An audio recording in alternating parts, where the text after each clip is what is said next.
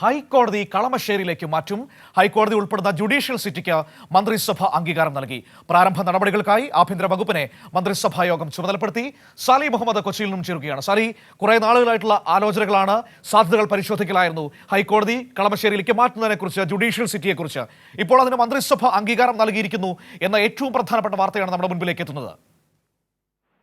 മനു, അതായത് 2023 മുഖ്യമന്ത്രി chief justice വാർഷിക യോഗത്തിന്റെ തീരുമാനപ്രകാരമാണ് ഇത്തരം നടപടിയിലേക്ക് കടന്നത്. നിലവിലുള്ള ഹൈക്കോടതി കെട്ടിടത്തിൽ നിരവധി അസൗകര്യങ്ങളുണ്ട്. മാത്രമല്ല, കെട്ടിട നിർമ്മാണത്തിൽ ചില പാകപ്പിഴകളുണ്ട് എന്നൊക്കെ കണ്ടെത്തിയിരുന്നു. അതിന്റെ ബലക്ഷയം ഉൾപ്പെടെയുള്ള വിഷയങ്ങൾ പ്രശ്നമാണ്. തുടർന്നാണ് സർക്കാർ ഇത്തരം ഒരു ആലോചനയിലേക്ക് കടന്നത്.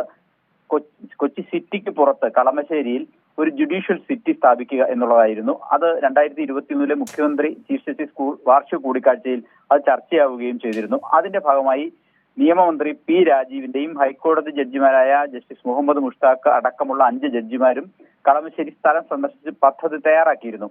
അതിനാണ് ഇന്ന് മന്ത്രിസഭാ യോഗം അംഗീകാരം നൽകിയത്. 27 ഏക്കർ ഭൂമിയിലായി 12 ലക്ഷത്തിലധികം ചതുരശ്ര അടി സൗകര്യം ഉൾപ്പെടുന്ന ഒരു രാജ്യാന്തര നിലവാരത്തിലുള്ള ഒരു ടവർ, 3 ടവറുകളാണ് ഇതിലുണ്ടാവുക എന്നാണ് പറയുന്നത്. പ്രധാന ടവറിൽ 7 നിലകളും മറ്റ് 2 ടവറുകളിൽ 6 നിലകളും വീതമുണ്ടാകും.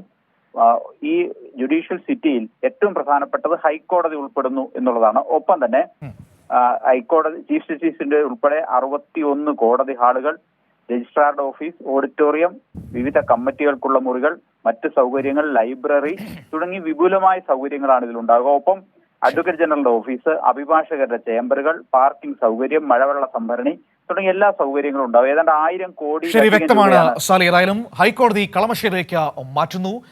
അതിൽ ഏറ്റവും പ്രധാനപ്പെട്ട തീരുമാനമാണ് ഇപ്പോൾ മന്ത്രിസഭാ യോഗത്തിന്റെ ഭാഗമായി വന്നിരിക്കുന്നത്. ആഭ്യന്തര വകുപ്പിനെ തുടർ നടപടികൾക്കായി ചുമതലപ്പെടുത്തുകയും ചെയ്തിരിക്കുന്നു. വിവരങ്ങളാണ് സാലി മുഹമ്മദ് നൽകിയത്.